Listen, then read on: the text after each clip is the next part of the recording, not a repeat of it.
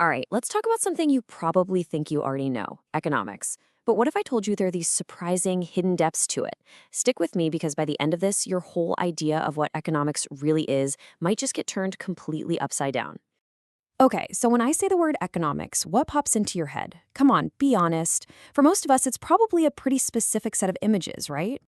Yeah, you're likely thinking about the stock market ticker, scrolling by on the news, Wall Street, money and business. And look, you're not wrong. But that's just a tiny, tiny part of the actual story. Oh, yeah, not even close. Focusing just on finance, that's kind of like looking at one single piece of a giant jigsaw puzzle and thinking you've seen the whole picture. The reality is, well, it's so much bigger and way more interesting. Because when you strip it all away, at its absolute core, economics is simply this: the study of human choice. That's it. It's the science of how and why we make the decisions we do, especially since we live in a world where, let's face it, we can't have everything we want. It's all about choices. And once you start seeing economics through that lens, as the science of choice, a whole new world just cracks wide open. All of a sudden, you start finding its principles at work in the most unexpected places you can imagine. Okay, let's start with something fun: professional sports. You might just see amazing athletes and exciting games. But an economist? Oh, an economist sees this incredible laboratory of incentives, markets, and really fascinating strategic decisions. Check out this number. Back in 2000, the shortstop Alex Rodriguez signed a contract with the Texas Rangers for $252 million. Now, this wasn't just a mind-boggling payday, it was a huge signal that the entire economic foundation of the sport had completely changed. So what caused that massive shift? Well, it boils down to this powerful economic concept called free agency. See, for decades, this thing called the reserve clause basically chained a player to one team for their entire career. But with free agency, players could suddenly sell their skills on an open market. And that, right there, dramatically shifted the bargaining power from the owners to the players, causing salaries to just explode. All right, now let's switch gears. We're going from the sports field to the courtroom. Believe it or not, the principles of economics give us this really powerful and sometimes pretty counterintuitive way of looking at our legal system, at questions of fairness and even efficiency. Okay, take this real-life case. You've got an aluminum plant whose emissions are damaging a nearby orchard. It's costing the farm about $500 in profits. Now, the simple gut reaction solution is to just make the plant stop the emissions, right? But what if stopping those emissions would cost the plant $3,000 in lost profits?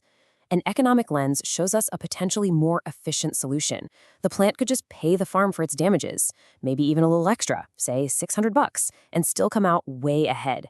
Now, this isn't about ignoring the damage, it's about finding the solution that creates the most overall value for everyone involved.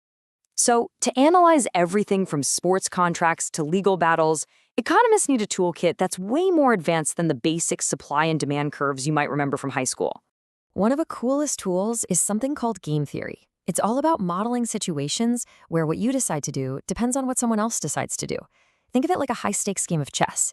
These simple-looking grids help economists map out all the possible moves and outcomes in really complex scenarios, whether it's two giant companies thinking about a merger or two countries trying to navigate a tricky political standoff. And then you've got econometrics. You can think of this as the statistical detective work of economics. Economists use these really powerful techniques to dig through massive amounts of data, hunting for real cause and effect relationships. It's how they figure out what's a genuine connection versus what's just a coincidence. So, what can this kind of detective work actually tell us? Well, here's a great example.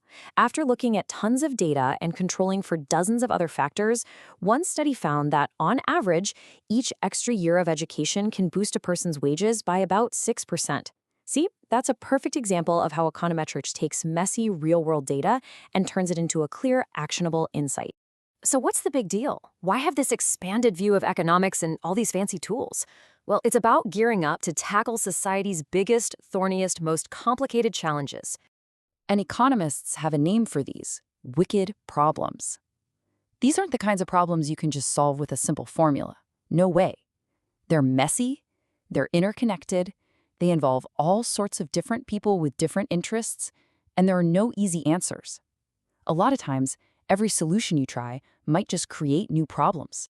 And we're talking about the grand challenges of our time, right? Things like climate change, gender inequality, education reform, fixing healthcare systems, and fighting global poverty.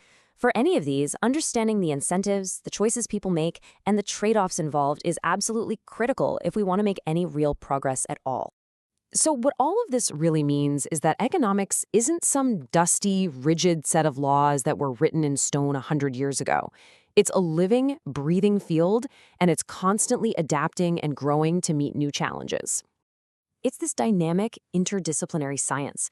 I mean, modern economics borrows heavily from psychology to understand our weird biases, from biology to get a handle on evolutionary processes, and from history to see how our institutions developed over time. It's all about one thing: building better, more accurate models of human choice.